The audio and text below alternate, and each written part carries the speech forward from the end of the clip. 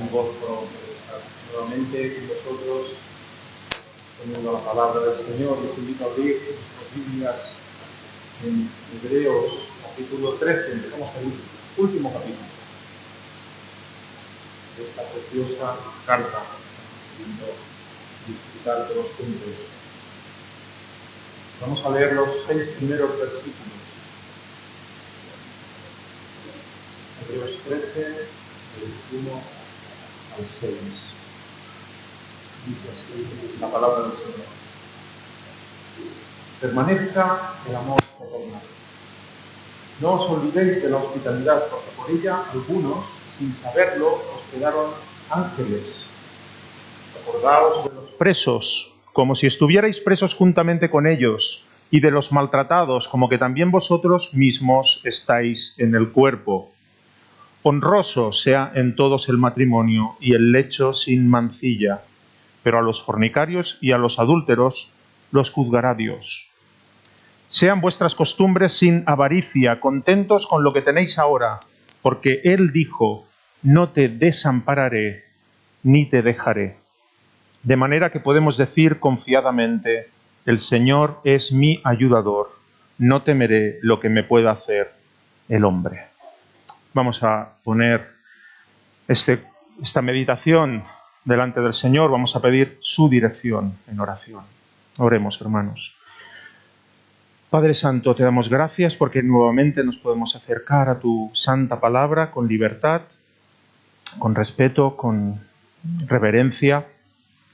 Y Señor, pedimos que sea tu Espíritu Santo el que nos guíe en la meditación de esta mañana, que no sea palabra de hombre, sino tu santa palabra la que nos inunde el corazón, Señor, la que nos llene el alma, la que nos dirija, la que nos instruya, la que nos confronte. Te lo pedimos por Cristo Jesús, nuestro Señor. Amén. Desde hace más o menos 1 año y medio, 2 años, los que conocéis a mi hija Noemí, yo la he avisado de que hoy recibiría. Me dio consentimiento, Pero desde hace, unos 2 años, y los que la conocéis sabéis que es inquieta, necesita estudiar siempre. Siempre tiene que estar aprendiendo algo. Pues empezó a estudiar el código de circulación. Y lo que yo pensaba que sería, otro pasatiempo más, ¿no? Pues se sacó el examen teórico. Y después empezaron las prácticas. Y también aprobó la práctica. Es una conductora novata y una verdadera tortura como copiloto. O copilota, como se diría hoy en día. No sé ya cómo hablar a veces. No para de criticarme. Cuando la llevo sentada al lado, papá, has hecho un CEDA y la señal era un stop. Papá, el semáforo ámbar es para ir frenando, no para acelerar. Papá, la señal marca límite de 90 y vas a 110. Papá, si estuvieses haciendo un examen, suspendido. Y lo peor de todo no son sus comentarios, lo peor es que tiene razón. Hace ya unos cuantos años que yo tengo el carnet de conducir. Y en mi autopercepción, yo soy un buen conductor. Me considero un buen conductor, un conductor prudente, habilidoso. Pero ha tenido que venir una novata para recordarme muchas de las normas que había empezado a abandonar. Y de forma similar, el escritor de Hebreos debe confrontar a sus hermanos en la fe. La Iglesia había pasado tiempo atrás por pruebas, por persecución, ya lo vimos en el capítulo 10. Pero en el momento en que reciben esta carta, la Iglesia estaba en un tiempo de relax espiritual, relajación. Estaban abandonando las buenas costumbres, lo que alguien definió como la ética del nuevo pacto. Se estaban alejando de la sana doctrina también. Y en estos versículos que hemos leído, el escritor les exhorta respecto a 5 conductas. Y aunque podemos, y lo haremos, las pondremos un poco en contexto histórico, sin duda son exhortaciones válidas para la Iglesia de hoy. Y además extensibles a toda conducta del creyente, los que somos hijos, hijas de Dios. Y al final del texto que nos expuso Joan Marc la semana pasada, el capítulo 12, el escritor de la carta nos recordaba que estamos ante el Dios Todopoderoso y que nuestra actitud debe ser de temor, de reverencia. Y también se nos recordaba que desobedecer la palabra es desechar al Dios que la dio, versículo 25 del capítulo 12. Y por eso se nos hacía un llamado a la obediencia, no una obediencia ciega, no una obediencia basada en la represión. Dios no es un Dios que reprime, pero sí una obediencia basada en la gratitud. Así acababa el capítulo 12. Una obediencia basada en la gratitud a Dios por la salvación en Jesucristo y por la morada celestial que nos ha prometido. Y los receptores de esta carta, a los hebreos, estaban abandonando esa vida de obediencia. Y como decía, el escritor los confronta. Y vamos a ir desgranando un poco estos 5 aspectos que hemos citado. Versículo 1, permanezca el amor fraternal. El versículo es corto, es escueto, no da más detalles, pero es que ni le falta ni le sobra nada. Permanezca el amor fraternal. Por un lado, les llama a conservar aquello que ya poseían. No les está diciendo buscad. Ya lo tenían, pero les dice mantenedlo, conservadlo. Y lo hace en forma imperativa. Es curioso, no les está diciendo sería bueno, sería recomendable, sería prudente. No, es un imperativo. Permaneced, guardad, mantened el amor fraternal. Y en muchas ocasiones esto va a requerir esfuerzo, dedicación y seguramente luchar contra intereses egoístas. Juan Calvino escribe al respecto y nos dice: nada se entibia tan fácilmente como el amor. Cuando uno piensa de sí mismo más de lo que debe, concederá a los otros menos de lo que debe. ¿Y qué tipo de amor es el que debían guardar esos hermanos? ¿Qué tipo de amor es el que debemos conservar? Nos dice amor fraternal. El versículo también define de forma muy clara aquello que debemos preservar. El amor al que hace referencia no es el resultado de una afinidad personal. Y esto a veces en las iglesias nos cuesta un poco.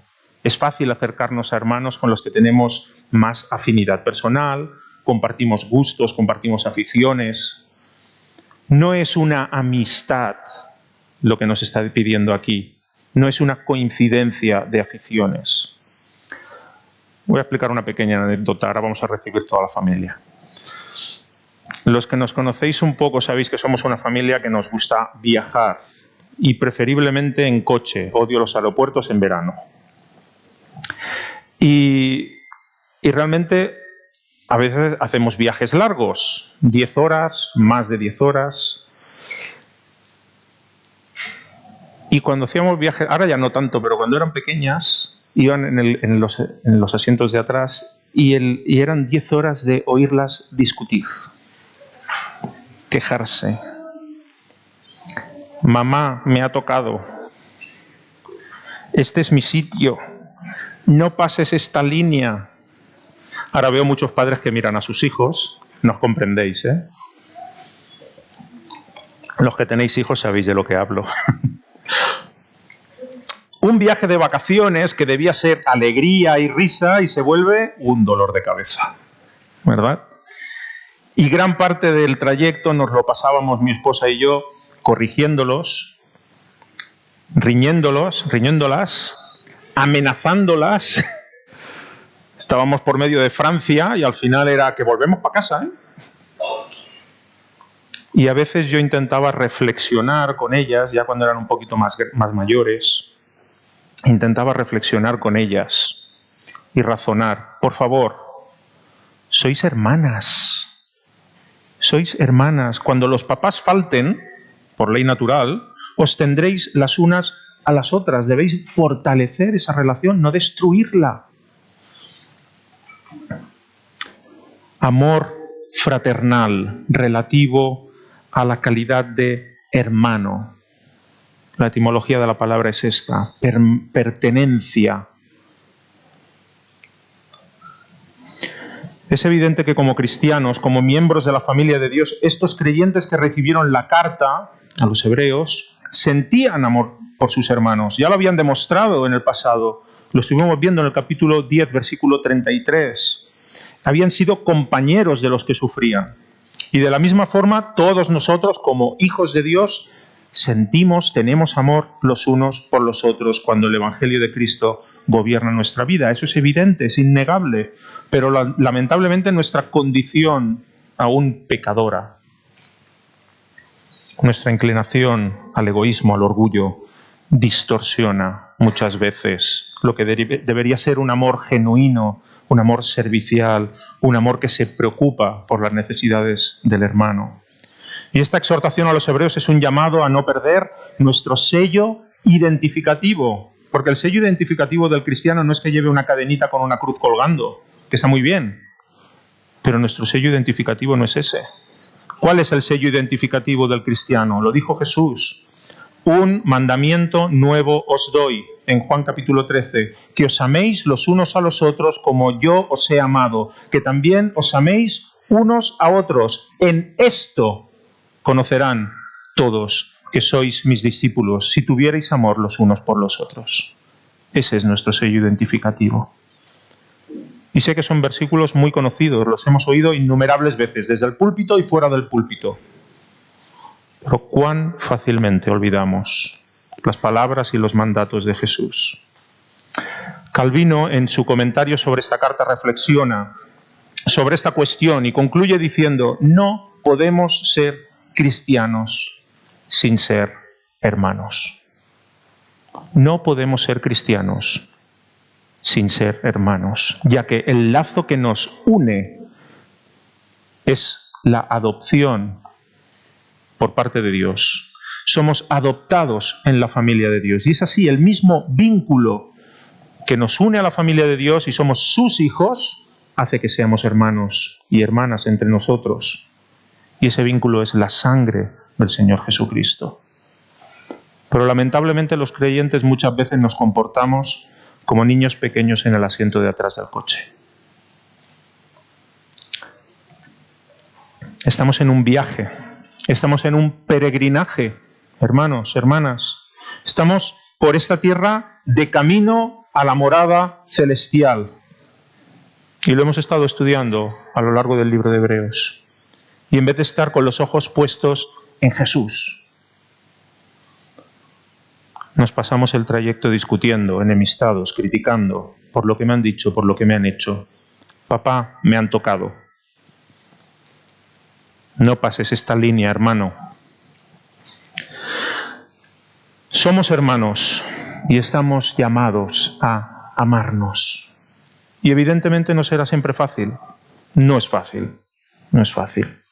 Y de hecho en ocasiones será muy difícil. Debemos batallar con el gran enemigo, aquel que normalmente dificulta que hagamos las paces entre nosotros. Y no es el diablo. Es el orgullo. Es nuestro orgullo. Cuando deberíamos acercarnos al hermano para pedir disculpas, nuestro orgullo nos frena. Cuando deberíamos responder con amor y dulzura, haciendo caso al proverbio, la blanda respuesta aplaca la ira, nuestro orgullo herido nos hace responder con dureza, con sarcasmo. Y si podemos hacer daño, mejor. Cuando pensamos en dar el primer paso para la reconciliación, porque eso agrada al Señor, nuestro orgullo nos hace esperar que venga Él, que venga ella.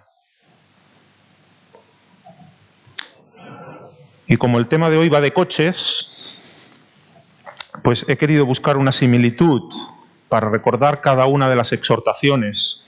Y creo que podemos comparar, me venía a la mente el semáforo en ámbar.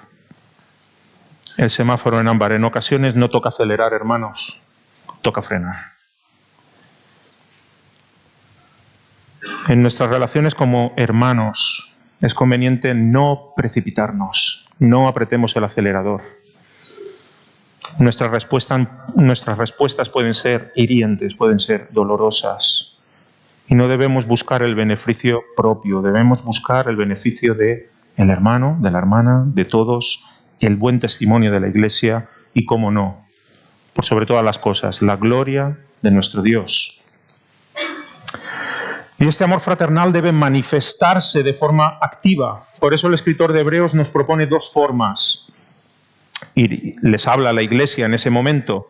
Dos exhortaciones donde se manifiesta el amor fraternal. Versículo 2. No os olvidéis de la hospitalidad.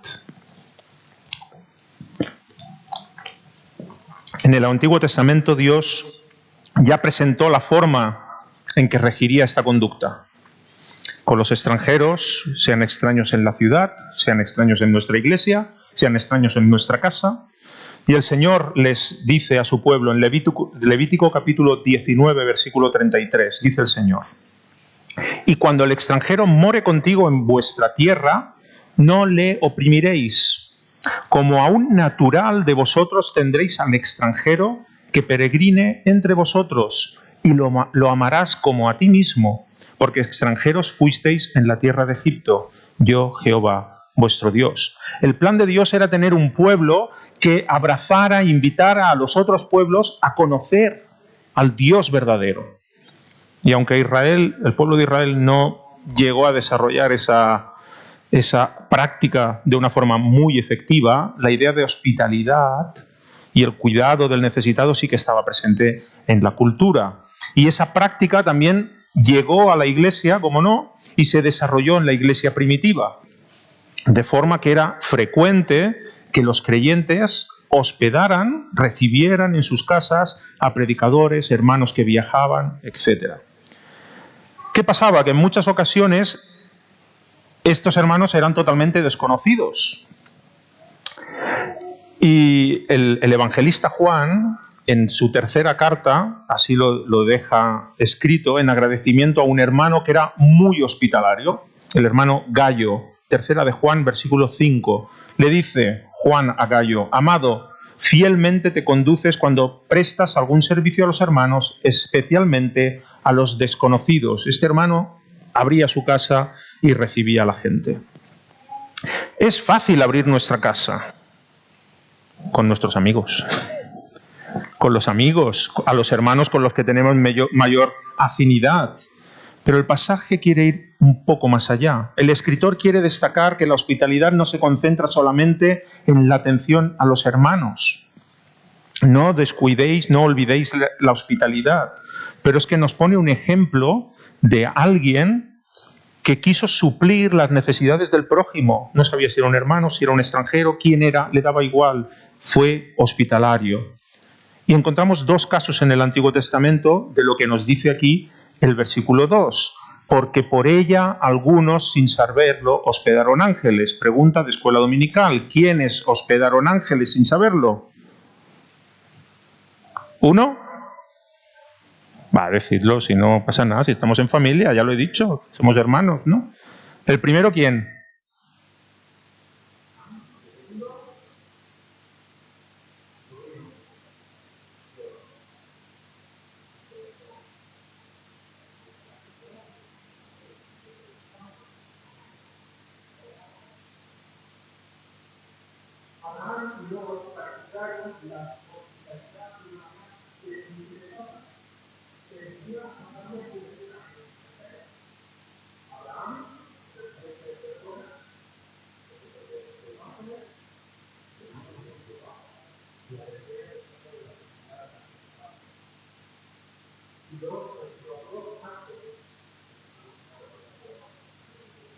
Destruyera aquella ciudad.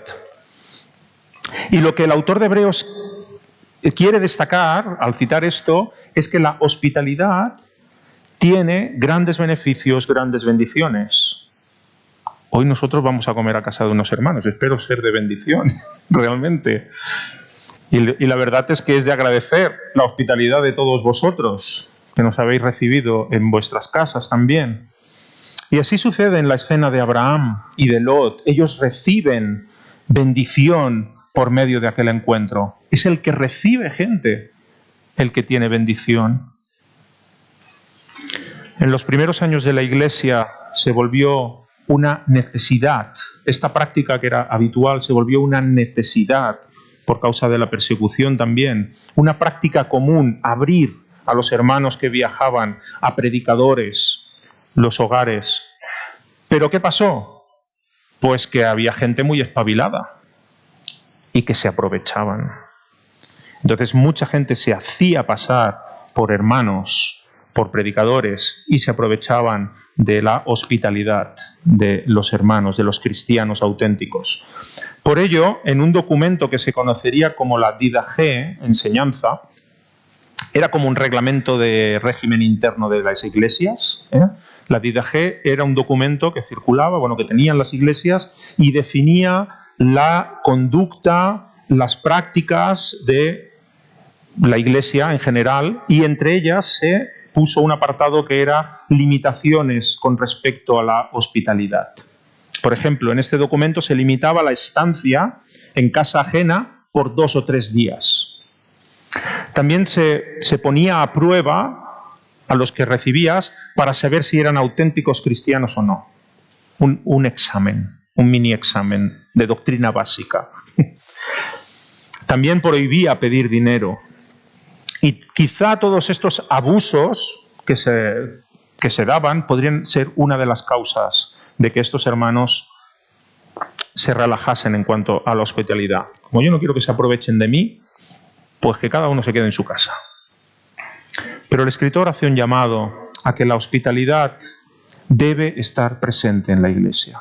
La hospitalidad debe estar presente en cada hogar cristiano, sin importar la intención de aquellos que recibimos, de aquellos que entran por la puerta. La iglesia ayuda al necesitado, la iglesia ayuda a los hermanos que nos visitan. Jesús mismo enseña en Mateo capítulo 25 sobre atender las necesidades del hermano. ¿Y qué dice Jesús? De cierto os digo que cuando lo hicisteis a uno de estos más pequeños, mis hermanos, a mí me lo hicisteis. Así que en ese sentido todos tenemos la posibilidad de hospedar, no ángeles, sino a Cristo, cuando nosotros atendemos las necesidades del hermano. Y esta exhortación yo la he comparado, me venía a la mente el ceda al paso. Pero no cuando tú lo tienes, cuando lo tiene el otro. Cuando vas por una autopista y hay una incorporación, por ejemplo, cuando tú vas por tu carril de la derecha y quiere incorporarse un vehículo y tú dices, que se espere, que frene. Y a veces actuamos así, seguimos como si nada nos afectara, somos privilegiados. Pero el código de circulación nos recuerda que aunque tú vayas por una vía preferente, tienes la obligación de facilitar la incorporación de los otros vehículos. Igual hay muchos conductores que dirán, sí, eso lo pone. Sí, hay que repasarlo, ¿eh? Tenemos la obligación de facilitar la incorporación de otros vehículos. No la obligación, pero sí facilitar en la medida de lo posible.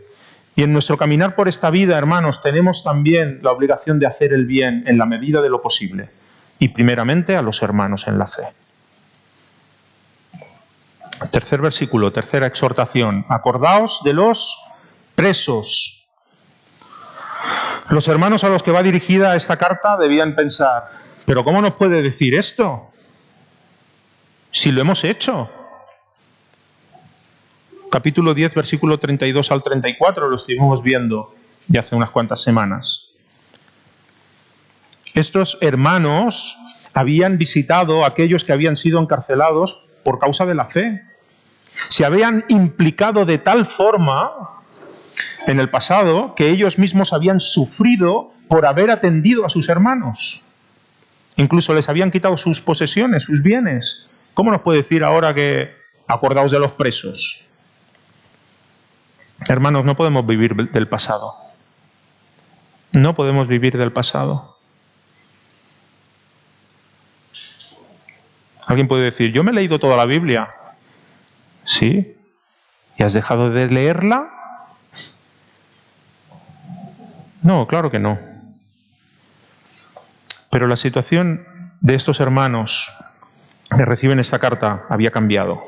En poco tiempo habían pasado de visitar, de sufrir con los presos, de tener persecución, de que le habían quitado sus posesiones, habían pasado a una situación en que el escritor de la carta les dice: acordaos de los presos, acordaos de los que están maltratados, no os olvidéis de ellos.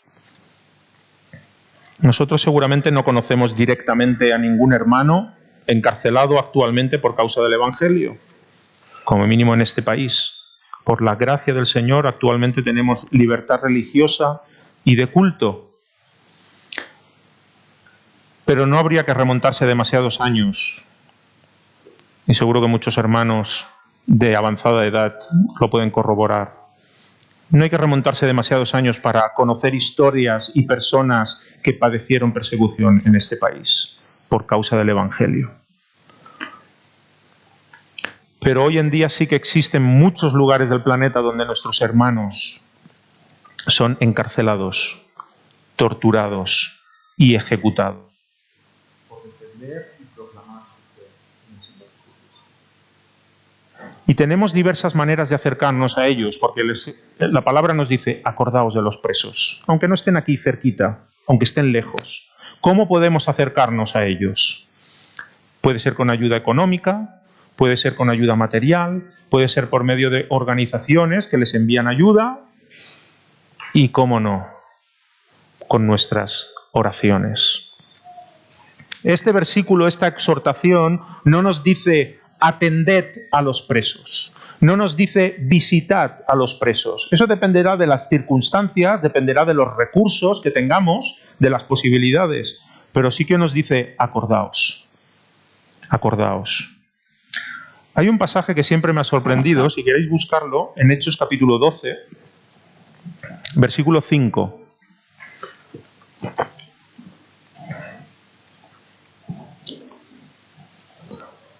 He estado dando vueltas con este versículo y buscando otras versiones.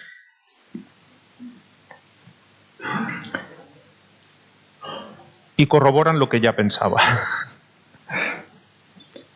Hechos 12:5 dice: así que Pedro estaba custodiado en la cárcel.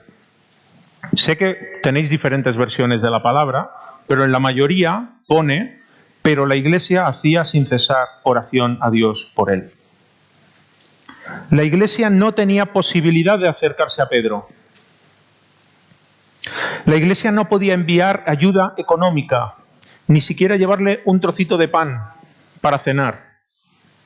Pero la iglesia oraba por Pedro. Y me llama la atención esta conjunción, pero.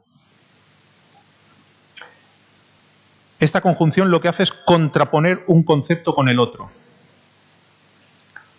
No dice que Pedro estaba en la cárcel y la iglesia oraba por él, aunque sé que algunas versiones a lo mejor os lo pone, pero no es del todo correcto. No está diciendo eso, dice que Pedro estaba en la cárcel, pero la iglesia hacía oración por él. Lo que quiere decir que la primera condición, Pedro está en la cárcel, pierde poder, pierde autoridad, porque la iglesia está orando. Hermanos, estamos llamados a atender y acompañar a nuestros hermanos en dificultad, según tengamos posibilidad. Pero sobre todo, y sin excusa, debemos acordarnos de ellos y orar por ellos. Y a veces pensamos, y me pongo en primer lugar,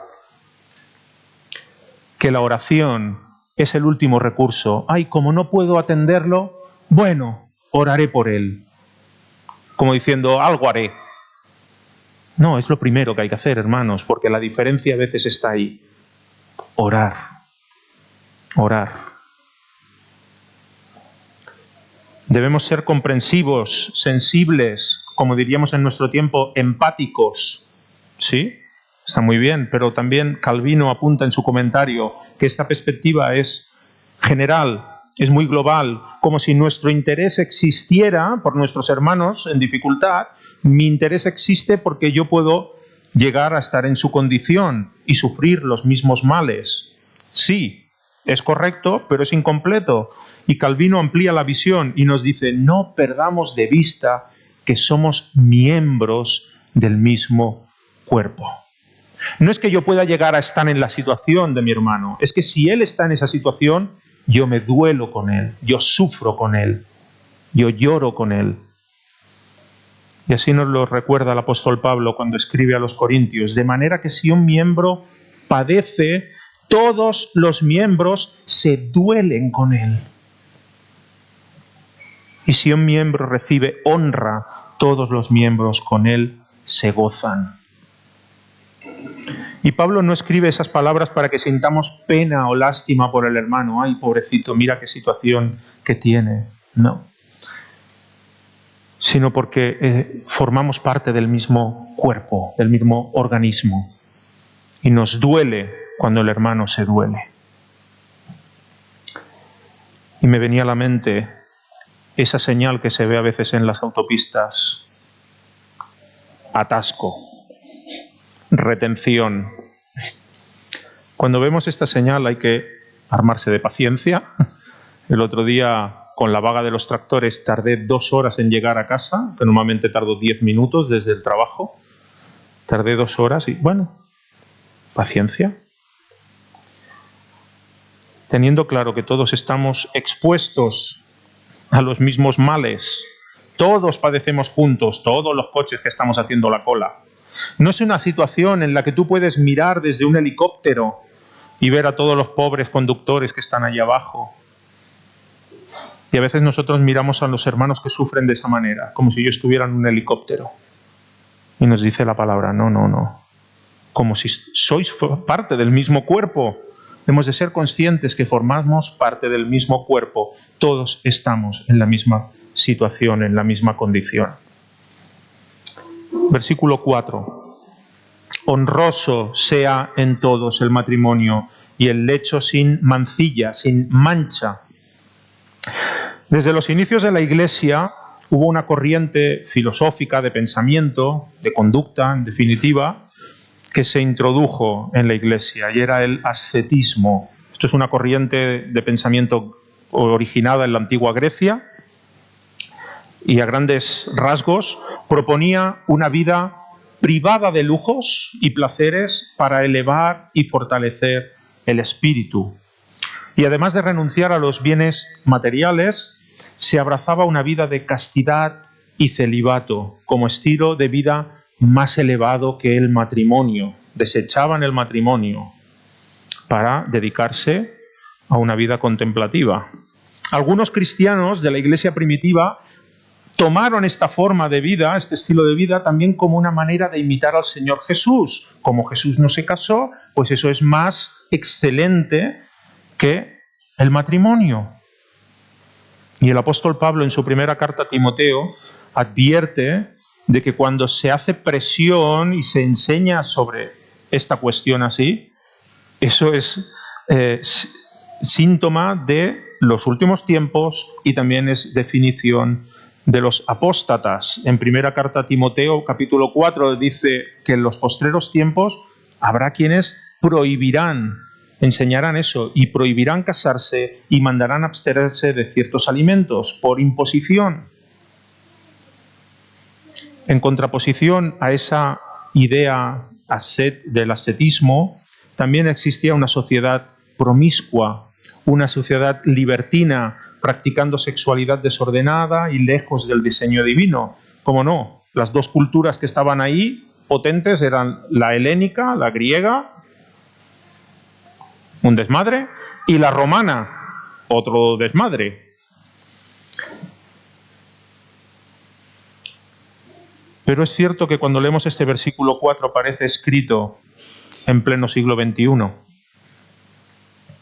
Y es que la sociedad y el corazón humano tampoco han cambiado tanto, ¿verdad? A modo de exhortación, el escritor sale en defensa del diseño divino. Honroso sea en todos el matrimonio. El matrimonio es diseño de Dios. Y es excelente. El mundo intenta desprestigiar el diseño de Dios. Antes en la escuela dominical con Diego hablábamos de esto. Dios es el que ha diseñado todas las cosas. Es el artífice, es el creador. Y el mundo corrompe, el ser humano corrompe todo lo que tocamos. Y el mundo intenta desprestigiar el diseño de Dios, intenta adulterar el orden divino. Pero los creyentes no podemos caer en estas prácticas que propone el mundo. Debemos defender, enseñar y vivir según el diseño de Dios. Y el plan de Dios es que vivamos la sexualidad dentro del matrimonio que Él diseñó, entre un hombre y una mujer. Todo lo que sale de ese diseño de Dios es pecado. Y nos dice el escritor, y eso recibirá castigo y juicio.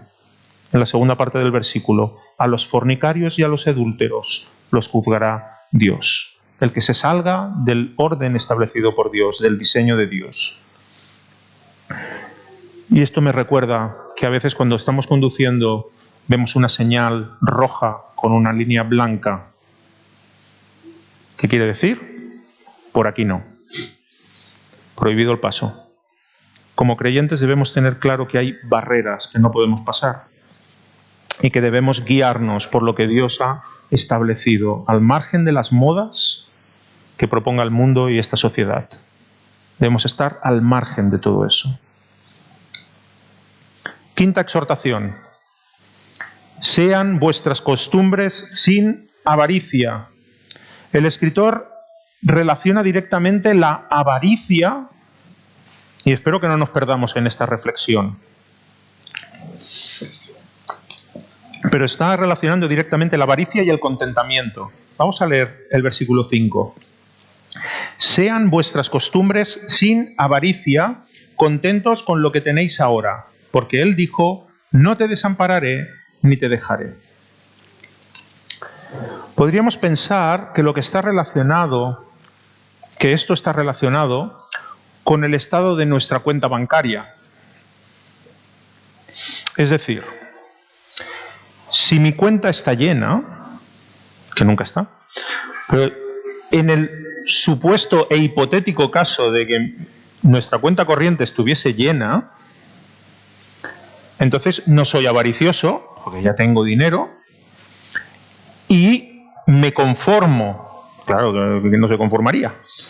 ¿Vale? ¿Me explico? Si mi cuenta está llena, entonces no soy avaricioso, ¿vale? Ya tengo suficiente y entonces tengo contentamiento.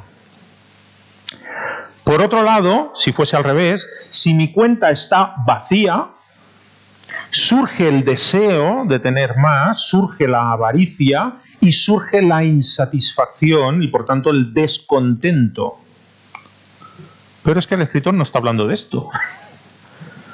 El escritor quiere ir más allá, quiere ir al corazón del problema. No es una cuestión de la cantidad de dinero que tengamos en nuestra cuenta corriente o debajo de una baldosa en la cocina de casa. No es una cuestión de cantidad, es una cuestión de confianza. ¿Confiamos en Dios? Y el tema en cuestión es este. Si creemos y hacemos nuestras las palabras que el Señor le dijo a Josué, y que cita aquí el escritor de Hebreos, porque Él dijo, no te desampararé ni te dejaré. El apóstol Pablo escribe a los filipenses respecto de su condición. Filipenses 4, dice el apóstol Pablo, sé vivir humildemente y sé tener abundancia. En todo y por todo estoy enseñado, así para estar saciado como para tener hambre, así para tener abundancia como para padecer necesidad. Y en toda esa situación, me da igual si tengo mucho, si tengo poco, dice y concluye el apóstol, todo lo puedo en Cristo, que me fortalece. Pablo puede afirmar esto porque vivía confiado en la provisión de Dios. Vivir confiado en la provisión de Dios no quiere decir que podemos ser malos administradores o que descuidemos nuestra mayordomía de los bienes que el Señor nos ha dado. Estamos llamados a ser responsables y sabios. Estamos llamados a ser ordenados en nuestras finanzas. Lo que no podemos hacer es ser un manirrota, como se dice, ¿no? Ser desordenado, ser irresponsable y después esperar que el Señor provea. No estamos llamados a eso. La clave del tema está en esto. Si tenemos abundancia, nuestra paz, nuestra confianza, nuestro descanso no puede estar en nuestra cuenta corriente. Tiene que estar en Dios.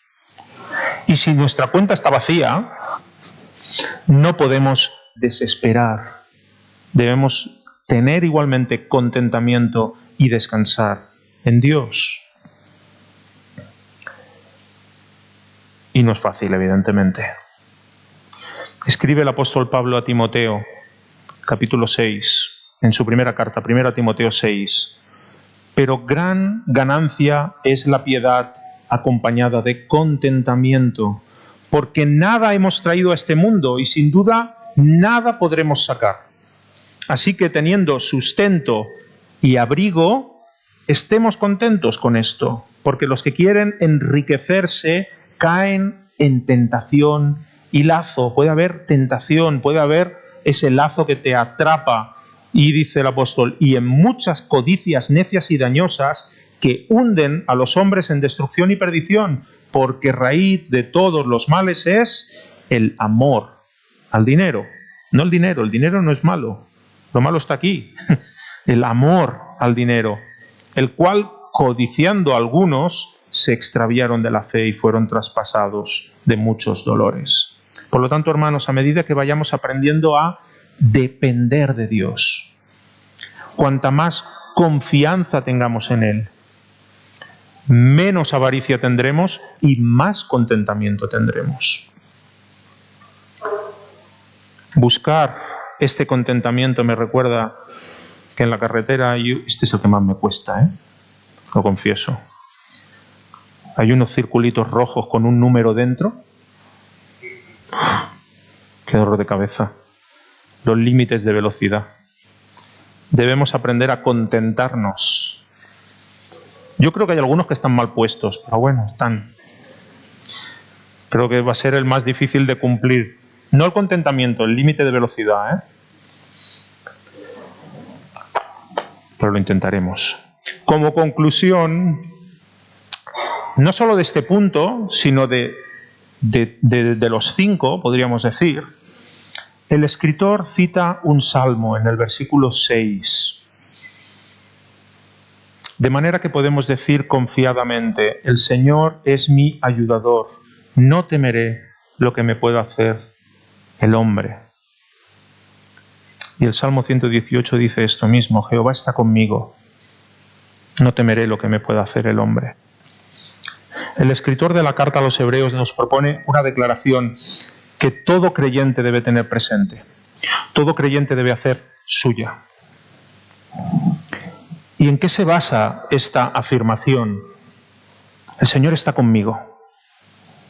No temeré lo que me pueda hacer el hombre. ¿En qué se basa? En lo que Dios ha dicho antes. Nuestra afirmación se basa en lo que Dios ha dicho. No te desampararé ni te dejaré. Y nosotros viviremos confiados cuando nos creamos la palabra de Dios, lo que Él ha prometido. No te desampararé ni te dejaré. Pero el escritor concreta al citar los salmos y quiere poner en relieve el problema principal de la iglesia de aquel tiempo. Porque no dice no tendré temor. Dice no tendré temor de lo que me pueda hacer el hombre. Y es que el problema principal de la iglesia en aquel tiempo, en aquel momento, en aquella situación concreta, era la presión que estaban ejerciendo los judaizantes y otras doctrinas que los desviaban de la ética del nuevo pacto. Y la iglesia estaba sometida a una presión, como lo estamos nosotros hoy en día. Hay iglesias que se están volviendo hoy en día legalistas, como los judaizantes de aquel tiempo. Hay iglesias que están adoptando las formas y costumbres del mundo, están aceptando dentro de la iglesia prácticas que son mundanas, totalmente mundanas, y que Dios no aprueba.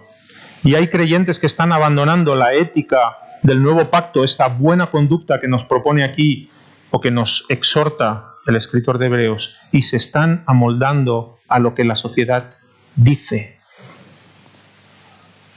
Debemos tener muy presente las palabras de Pablo cuando nos avisa. Y nos dice el apóstol Pablo en la carta a los Romanos: no os conforméis a este siglo, no adoptéis la forma de este mundo. Renovad vuestro entendimiento para que comprobéis cuál sea la buena voluntad de Dios, agradable y perfecta. Y me gustaría acabar recordando a uno de los padres de la Iglesia. En esta carta a los Hebreos hemos visto aquella innumerable nube de testigos, ¿os acordáis? El capítulo 12. Y hay un personaje, un padre de la Iglesia del primer siglo, Policarpo de Esmirna, discípulo de Juan el apóstol, mártir de las persecuciones de aquel tiempo, y quizá incluso llegó a escuchar la carta a los Hebreos. Y se narra en la carta de la iglesia de Esmirna a las otras iglesias, porque quedó registrado los martirios de Policarpo, que una de las últimas palabras que él dedicó a los que le amenazaban para que renegara de la fe en Jesucristo. Y él dijo, a ver si las puedo pronunciar porque me emociona, la verdad.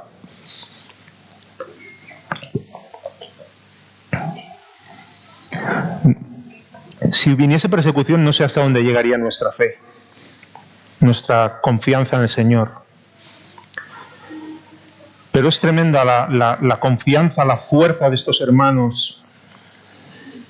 Y él dijo a su verdugo, que lo amenazaba con fuego, lo amenazaron con leones, lo amenazaron con todo. Y él dice, tú me amenazas con fuego que arde un rato y después se apaga. Pero no sabes nada del fuego, del juicio futuro y del castigo eterno que está reservado a los impíos. ¿Por qué te demoras? Haz lo que quieras. Pero él no claudicó, como tantos y tantos hermanos que padecieron el martirio por defender la fe en Jesucristo, y en medio de la presión que podemos notar. La iglesia de hoy nota presión, no tenemos persecución de este tipo, pero notamos la presión de esta sociedad, de este mundo.